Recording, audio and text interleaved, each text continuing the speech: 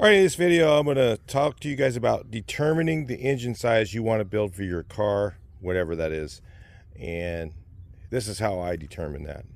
It's 100% determined by this and what parts you have to build it with. Rarely do I ever at this point want to build a 69 stroke engine, and here's a reason why. I do have a standard 69 crank that's in good shape. It's never been machined. So, I'm going to run this in a case that I can. So I'm going to explain to you why would I run one of these. I'm not normally going to do that. If I'm going to have a crankshaft machined, I'm just going to buy a counterweighted 74. There's no sense in buying a 69. 69 and 74 both go in a stock case. There's only just a tiny bit of machine work that you can do by yourself. By hand, no machine work to get it done. So it really makes no sense at this point to build a 69 counterweighted engine. But since I have a really good 69 stock crank, there's no loose dowel pins. It's standard. It's in beautiful shape. I happen to have a 40 horse case. So, on a 40 horse case, I don't really want to go very big. Because on a 40 horse case, this portion of the cylinder, sometimes when you machine this out for anything bigger than 1600, it'll get a big hole right here, and it's a very weak case for a larger engine. This one happened to have 8mm studs, which is really rare. Most 40 horse cases are going to have 10mm studs. That's how I determine it, is by the case stud size. So if you have a case that has 8mm studs, I will go up to 90.5, 92 opening. They call it a 90.5, 92. The opening, I don't know the exact size. I'm not the machinist. I don't do that. I just go and I say, hey, I want this open up for 90.5, and they open it up for me. That's what this case is open for, 90.5. If I go to 94, then what happens is these case savers are usually rubbing through, and it weakens the case. So I don't like to do 94s. A lot of us don't like to do 94s. But also, you can have a 10mm stud case, and if you open that up for 90.5, it's just the same. For instance, this is a 40 horse case. Again, I don't really have very many I don't have any dual relief cases anymore. If I need that, I'm going to buy a brand new one. On a 10mm stud like this, if I open that up, I put case savers in this, and I open that up for a 90.5, the case saver most of the time is going to be kissing the cylinder. And there's a couple problems with that. One is you have steel against steel versus the magnesium with that little bit of cushion. The other problem as this heats up hotter, it can create a hot spot here. There's just a ton of different issues. That's why I don't like 1914s. I don't see any point. I see no point in building a 1914 because that's a 69 stroke. Why would I put a 69 stroke in? There's, not when I can just put a 74 in, and then I'm going to open the case up and I'm going to weaken the case for a 94. Unless I have a case that's already opened up for 94, then I'll just run it. But if I'm going to build the engine, I'm going to go ahead and stay away from the 1914 or 1915, whatever you want to call them. They're the same. It just depends on who is doing the math. I'm going to stay away from the 1914. I'm going to go to a 74 stroke. In fact, even if I had a case that was opened up for 94, I would just go to a 74. There's really no reason to use a 69. In fact, if you put a 74 crank in with a 94 opening for the 94, you probably aren't going to have to do any machine work to it. you put the crankshaft in, rotate it, and it might hit right here and here, the bolt, but it might not hit at all because you've opened it up so much, okay? If you think about that, you've got more of an opening, so there's going to be less to do here, all right? So like, for instance, on a 88 thick wall or a 74 by 85 and a half, if you're going to do that, you're going to have to machine more out right here. You just take a Dremel and clean it up here, Dremel and clean it up there, rotate, put the crankshaft in, rotate it around, make sure the rod bolts don't hit. That's really all you have to do. It's real simple. I say go as big as you have money for. How's that for an answer? You can even build a decently bulletproof 82, okay, with an aluminum case. So if you've got to buy a brand new case, okay, if you're at the point you go, I don't have any case, I have nothing, I got to start fresh, I would say go to aluminum, 100%. A lot of guys will say the mag is a little lighter. I've had guys weigh it, 15 pounds difference is really all it is. 15 pounds. So you're talking about 15 pounds more strength and weight, okay, and your oil can run a little hotter, so you probably should run 2 coolers, run the full flow system. So if money isn't a big deal for you, I would say aluminum case. There's a few issues with running them, but once you get past those, the strength of the case is so much better. Especially today, we have a bearing issue going on. You guys didn't watch the video. I know a lot of people didn't. With the steel-backed silver lines, gone. Okay? Gone. Okay? Can't get them. They're going to, whatever's in supply now is there. So, yeah. Better get your bearings as soon as you can if you're building an engine. So if you have to run all aluminum bearings, I've checked a couple things around. The aluminum case is absolutely, in my opinion, a must. I would not mess around with anything else. Other than you could get your other case, if you have a good case, shuffle pinned. So you could get the center main shuffle pinned and then have it line board, and then it will help with the issue.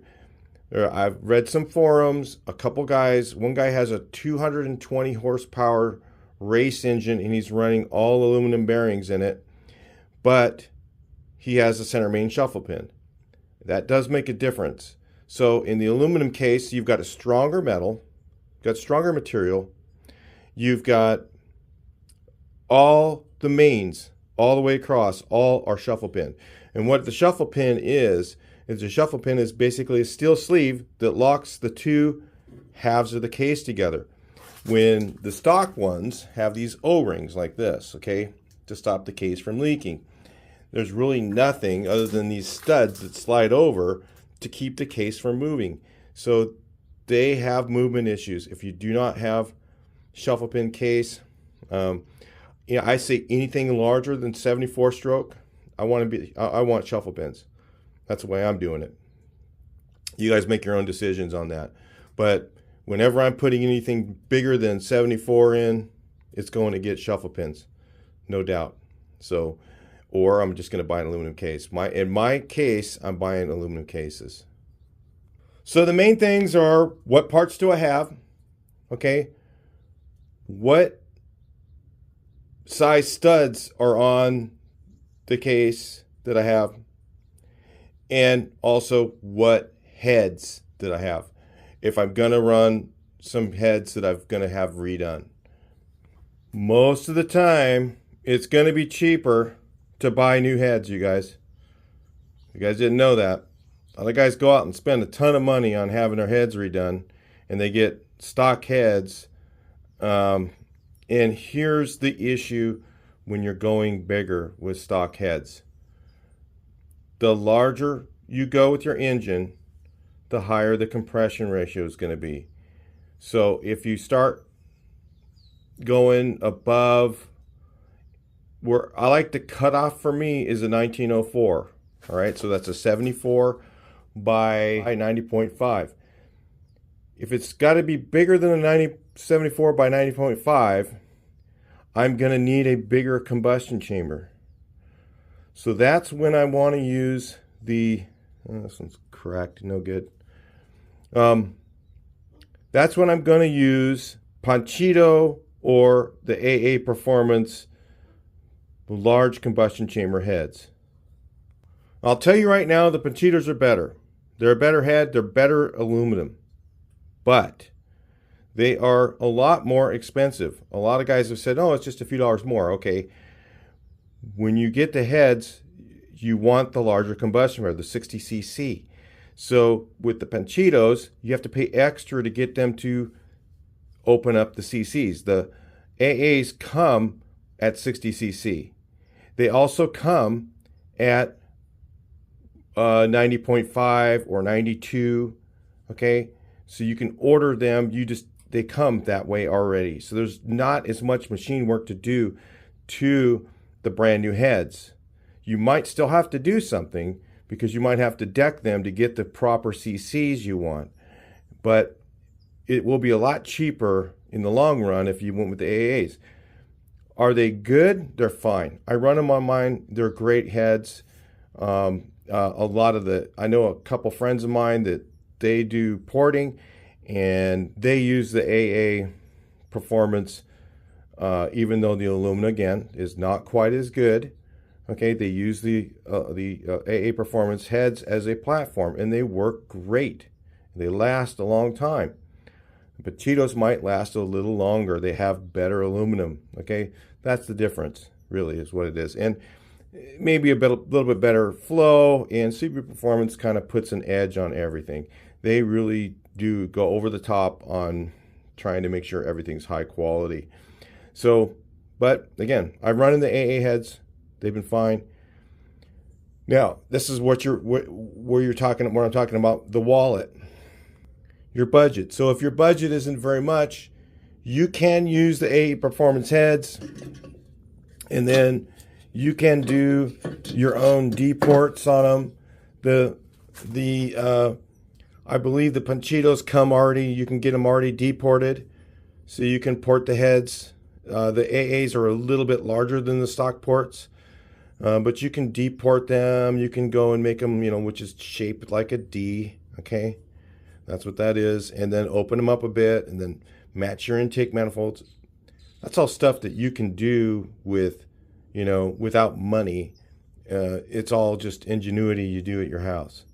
So you can do that stuff with the AA Performance and save money. But you will need the larger combustion chamber if you go bigger on the engine. So the reason I have a bunch of stock heads is I have access to valve grinding equipment. And if you have access to valve grinding equipment and you can do your own valves, you can save a lot of money by using some used heads. Okay. And again, if you see a crack between the spark plug and that head's junk. That head's no good. I'll throw that one away. I'll throw the pair away because I need two matching heads. So, but because listen, look, I'm never going to use all those probably, and because I got it from some people because they don't build small engines; they're building bigger engines, and the bigger engine's going to need that larger combustion chamber. So, the cutoff again is at 90.5 by 74. Okay, if I go to a 92, then it's kind of like, well, I'm going to have a lot of barrel fire on that to make it work, to get a low enough compression in there. So I'd rather not do that. I don't want to get a lot of fire in the barrel. To lower the compression ratio, you put shims in, you raise the barrel up, and that gives you a higher, thicker deck height. And when the stock is around 60 thousandths, I like to be between 50 and 60 thousandths on my deck, okay, or even less. Sometimes I'll even use less, but if you use less, you have to have the head step cut for the piston. Otherwise, if it's less than what I've heard and I don't know these numbers exactly, but if it's less than 45 thousandths, the potential of your piston hitting the head is pretty high. Okay, so you need deck height. You need the piston further from the cylinder. So in order to get deck height, you can run shims, or you can do like this is right here, which is a step cut. Let's look at it closely. This is probably, I'm going to say 30 to 40,000 step. Okay.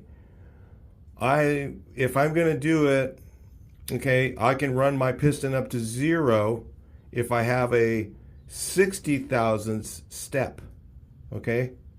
And then I'll put the cylinder on here and I'll make sure that there's no little area hanging out and they're going to hit that piston. Because if it is, it will, and it'll crush the ring gap, and then your engine's going to, you know, it may run for a little while, but you're not going to have any compression. So I put the cylinder in here and check it. That's the kind of the basics. So again, we'll back up again. So we get this all together so you understand. I'm going to go as big as I can. 69 counterweighted chromoly crank for, let's say, $250. You know, you guys are going to pay a little more than that, but I'm just saying $250 just for numbers. I can buy a 74 for $250. I can buy a 82 for $250. Okay? They're all the same price. What makes the difference is the heads, okay? If you have access to getting head work done, if you don't have access to getting head work done, go bigger. Why not? So if the wallet's nice and thick, and you're going to have to get a brand new case. The cases, aluminum cases, are shuffle pinned, and they are already clearance for up to an 82 stroke. So this is where the thing is. Like last engine I built was a 78. Like, Mike, why didn't you just go straight to 82? Because I didn't have a cam that I wanted to use that's already clearanced like this one is. If you see right here, that's a clearanced cam. See those little areas? The counterweights clear these things here on an 82. Now, if you, that's why I don't say stay away from the 86 and all that. That's a much more difficult engine to build. You guys start to go to 80s, the bigger 84, 86. Then you got to cut into the cam, you know, the cam lobes. You got to buy a clearanced cam that way. It's a lot more work. And you have to go to, that's when you go to the Chevy Rod journals. You can use the Chevy Rod journals with the others if you want. The reason they use the Chevy Rod journals is because they're smaller. And when it's smaller, the rotation will clear the case easier. So you don't have to do as much machine work to it. So this is a non-clearance cam next to a clearance one. You can see the casting here is still there, and this one they machined the casting out in those areas. And somebody asked me in my old engine build, how come I was always asking Chris? I hadn't built an engine in 30 years at that point, and I used to just take them to him and he would build them for me, and it was just easier. And I didn't want to have to go through relearning all the stuff, but now I've had to go through relearning everything, and you know, it's all coming back. It's just something that, you know, when you don't do it for a very, very long time, it was like 30 plus years since I built an engine. It's better for me to go to somebody else who has been doing it more often and relearn everything again. And then after you're doing that, you start to remember things. You know, there's times when I was over at the shop and I was like, hey, what about this? And oh, shoot. Because I remember stuff, but, you know, not all at once, and it's not all, you know, I get pieces and pieces until I get it all together, and now I'm getting better at remembering it all. So the engine size is going to be determined based on the parts that I have. Okay, I had this case here, so I'm going to build an 1835. I've got the case. The only thing I didn't have was a case. I would not recommend doing this with a 40 horse case. you're going to spend $400-500 on getting an old 40 horse case machined, and it's still single relief. You're not going to be able to put any real good RPMs into it if you're going to run on the street. It's a decent little driver motor, but it's not going to be something that's, that you're going to put any RPMs into. Okay, single reliefs and 40 horse cases are okay. You can put a 74 on one, and it's just don't put any RPMs in it. Stay out of the 5,000 to 7,000, 5,000 to 6,000 RPM zone. These things were made for going about 4,000, 4,500 RPMs. You can get them up a little more than that. You can get them up over 5,000 as long as you put the 26 millimeter pump in and port this area right here. On that 40 horse case, this is really small. The passage here for the oil pickup is really very small. So you can't get a lot of oil volume into this engine. But you can put a 26 millimeter pump on here, which will help it'll help the oil flow faster. Okay, and you can also open up this port and port match it to your oil pump. A lot of modifications to do on building out of a 40 horse case or a single relief case that you're going to want to do. So if you've got the money, buy the new aluminum case. I'm going to tell you, that's the way if you really want to build a really good bulletproof engine.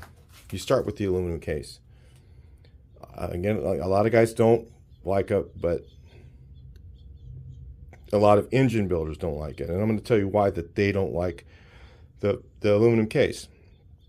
They don't like the aluminum case because it's not as predictable as the mag case is. And it's a little harder if they have to do any machine work to it to correct a few things. One of the things you'll find is you've got to do a mock-up assembly on aluminum. And a lot of them are building volumes of engines and they don't want to put it together and take it back apart a few times. One of the things that I do is I'm always checking this surface here with the pulley and making sure that because you got a Brazilian made case and you got a lot of times guys are running Chinese pulley like this one, and the machining between here and there might be a little off and it might be too tight. Those are all things you got to check with your aluminum case to make sure that this pulley goes on without rubbing here. Okay, this is a sand seal pulley. I know that because it's smooth and it's also pretty thrashed. So definitely wouldn't run this. I don't know why I still have it, but I do. Another thing some guys will do is they only want to use sand seal. I don't like sand seals because when you cut this down for the sand seal to fit, now I don't know if it's on all sand seals, but on the old days when we used to do them, I see this keyway is plenty far away from that edge. So I don't know if they're using different stuff now, but the old sand seals we used to use were super thin between here and here. The keyway would crack with an aluminum pulley. So you had to go with steel. And I don't know. I've had good luck with the Slinger. So as long as it fits, but you have to mock it up and put that thing in there. You might have to sand your pulley down. You got to check for little burrs because sometimes it's a little tight, sometimes they're a little loose. The loose is usually fine. That Slinger will still do its job. It'll bring the oil back in. But if it's too tight, you go to put the pulley on. You turn it over when you're putting your pulley on. Turn it over and put your pulley on. See, those are things that your engine builder's not going to want to deal with. Okay, he's not going to want to deal with that. A lot of them won't. All right, so some of them will not build off aluminum case. So if you're having your engine built by someone and they say, I only use mag, just go with whatever they say. Because there's reasons why they do that. Okay, there's reasons why an engine builder will do things a certain way. Because they're in business, they got to make a profit, and they're going to do it a certain way all the time so that they have the same issues and they know how to correct them. So the parts that I have are going to determine what size engine I'm going to build. And if it's all new, I can just build as big as I want. All right. So I can go up to a 2180 is kind of where, I mean, you can do the 94 too with the aluminum case. So you can go, what is that, 20, I can't remember the engine size, 2276, guessing. I don't know. But it's the 2180. And a lot of people go, oh, well, 2180s were no good. They didn't last. Today, with an aluminum case and chromoly rods, 2180 can last a long time. Super long time. It can be one of the bulletproof engines. You can do an 82 and use, again, you have to go with the camshaft that I'm talking about. The clearance cam. I don't remember the rod lengths to use for that. You probably are going to want a little longer rod. So these are going to be your determinations. Are you going to want a bigger engine? Your engine's going to be a little wider, okay? You might have a little bit wider engine. So if you got like an early oval or something like that, it's a very small engine compartment, and that extra 1/4 of an inch width is going to make it a little, you've got a stock, 36 horse, which is about a 1/4 of an inch less wide than a 1600, and now you're going for another, so you got like a 1/2 inch wider engine or more that you're going to stuff in that old car. It's going to be tough to do. It just depends on what you want to deal with, all right, when it comes to that. All right, so you end up with a wider engine when you get it to the 82 stroke. Another reason why I'll do a 78 versus 82 is, again, because it's a little wider. I'm going to want more rod ratio. Those are all things that will probably, I'd like to build an 82. 82s go nicely in a bus, no problem. They fit right in. And we may build one coming up, an 82 bulletproof. And the reason is because it can work, but it's not going to be for everyone. So just remember those things. What size are your case studs? If it's a new case, it doesn't matter. You can put 8 millimeters in. You can build any size you want if you're going to go to that. If you're using an old case, determine, is it single relief? Well, I'm not going to put a lot of RPMs in it.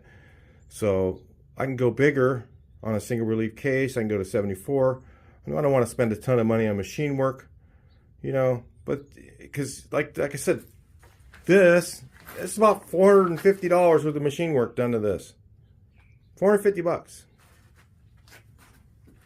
And that's, because I live local. If you guys had to ship it, it'd be totally not worth it. It'd be worth just spending the extra money and buying the aluminum that's already done. Everything's done to it. You buy it out of the box, it's already opened up for 92, 94, whatever you order it for, and it's already clearanced for the 82 stroke, and you can go to even bigger stroke on that if you go with the Chevy rods. So that's the reason guys do that. Just so you know, the rods are smaller, so there's more still with clearance in the same case. So like I said, it depends on the parts you have. It depends on what size studs you have here. It depends on your head, what you want, willing to spend on heads. If you're going to buy brand new heads, heck, go big. Go as big as you want. Go as big. Go to 82 stroke or 74 or 74 to 82. For instance, if I have a stock case and I don't want to open it up and pay all the money it takes to open up a stock case, that's just not cheap, okay, to get all the clearancing done, then I'll just stay with a 74. And then I'll put in I can run the 90.5 or 92 thick wall cylinders, which the thing about the 92 and the 88 thick wall cylinders is the thicker the wall is, the easier it dissipates the heat. It's not just thicker. People think thicker is going to not get as hot or whatever. It's like this. If you have a pan in your kitchen, okay, and it's really thin on the bottom, and you put your noodles or whatever in there, it's going to have hot spots on the bottom of that pan. But if you buy one of those really nice Cuisinart ones with the real thick bottom, it evenly heats across the pan. And that's the same thing you're doing on your cylinders by going with a thick wall. So going to the thick wall cylinder, if I'm going to go with the big valve heads, that's what I'll do. So that's how I determine engine size. It's all based on money and parts. All right. Talk to you in the next one. Please like, share, and subscribe.